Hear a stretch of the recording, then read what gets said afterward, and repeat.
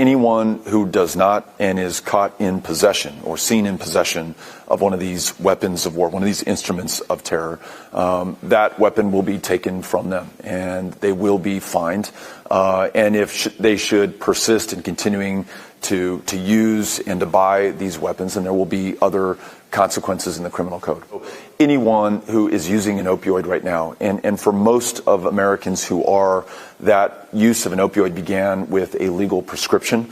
I don't want them to fear being arrested or incarcerated or becoming justice involved if they come forward to seek help. And so I think it's very necessary that we make clear that there will be no criminal consequence for possession, for personal use, for doing the right thing and coming forward and trying to get the help, the treatment, and the long-term recovery that someone needs. So that's very much part of removing the stigma around opioids. Congressman, you recently stated that churches and other houses of worship should lose their tax breaks if they don't perform or support same-sex marriage.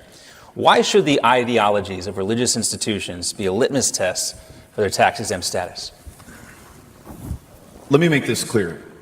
The way in which we worship or pray or come together to express our faith, that's something very powerful and important in America. And it's not just within the confines of a mosque or a synagogue or a cathedral. It is the act of faith that takes place outside of those four walls. But when you offer a service in the public sphere, you should be held to the same standards as any other American, and every American with whom you come into contact must be treated the same, regardless of their race or their ethnicity or their gender or their sexual orientation or their gender identity. And ladies and gentlemen, we say to the rest of this country, it is no longer sufficient not to be racist. Each one of us must commit to being anti-racist in America going forward.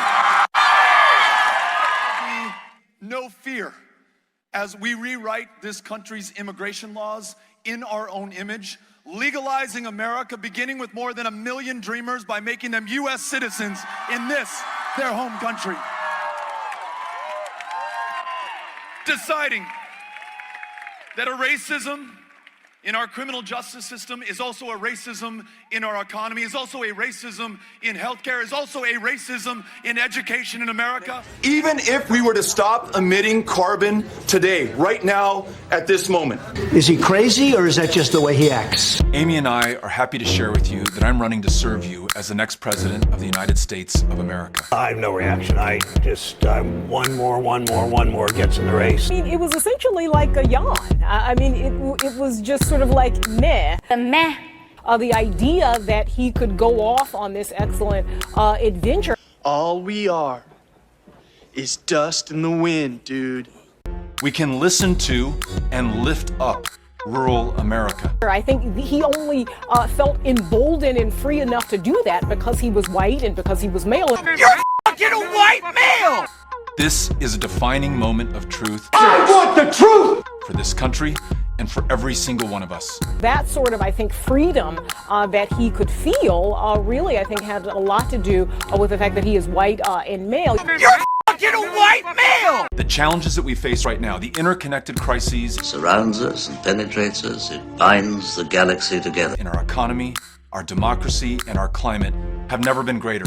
And they will either consume us or they will afford us the greatest opportunity to unleash the genius of the United States of America. Beto O'Rourke benefited from white privilege. In other words, phenomenal cosmic power! This moment of peril produces perhaps the greatest moment of promise for this country and for everyone inside of it. What, in your view, was Beto O'Rourke's signature accomplishment as a member of the House?